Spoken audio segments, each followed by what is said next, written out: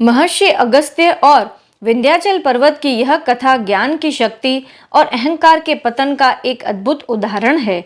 आइए इस प्राचीन कथा को विस्तार से समझते हैं।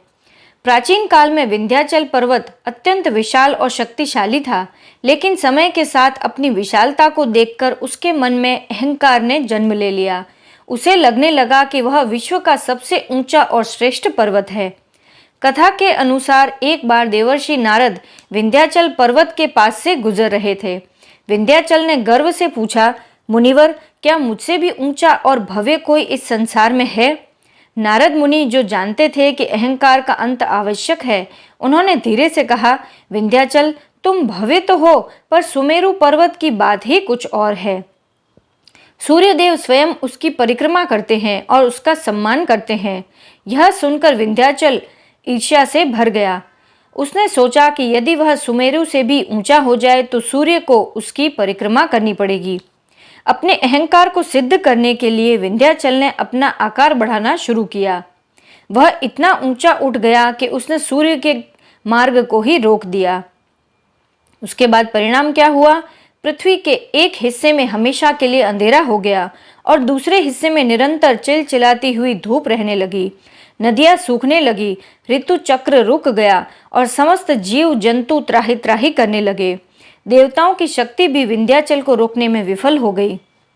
जब कोई मार्ग नहीं सूझा तो भगवान विष्णु ने देवताओं को सलाह दी कि वे महर्षि अगस्त्य की शरण में जाएं।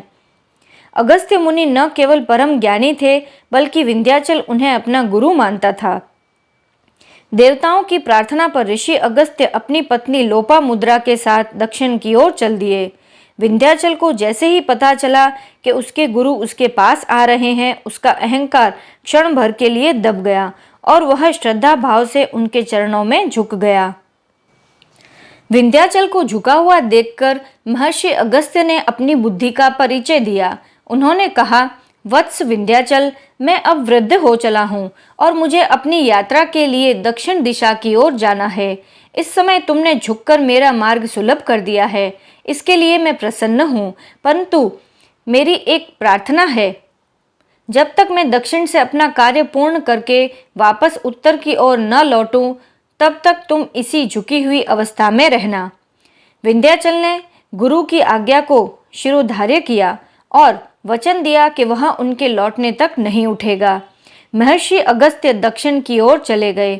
वहां उन्होंने तमिल भाषा और संस्कृति की नींव रखी और धर्म का बहुत प्रचार किया। लोक कल्याण के लिए वे कभी उत्तर की ओर वापस नहीं लौटे। विंध्याचल अपने दिए हुए वचन में बंधा रहा और आज भी वह उसी झुकी हुई स्थिति में खड़ा है। इस प्रकार महर्षि ने बिना किसी शस्त्र के केवल अपने ज्ञान और सूझबूझ से ही प्रकृति की रक्षा की और एक महान पर्वत के अहंकार को शांत कर दिया। यह कथा दर्शाती है कि अहंकार कितना भी बड़ा क्यों न हो, वह सच्चे ज्ञान और गुरु के सामने हमेशा झुक जाता है। शारीरिक बल या आकार से बढ़कर बौद्धिक बल होता है। अगस्त्य मुनि ने वह कर दिखाया जो वज्रधारी इंद्र भी न कर सके। प्रकृति में हर चीज का एक संतुलन है। जब भी कोई सीमाएं लांघता है तो उसका पतन निश्चित होता है।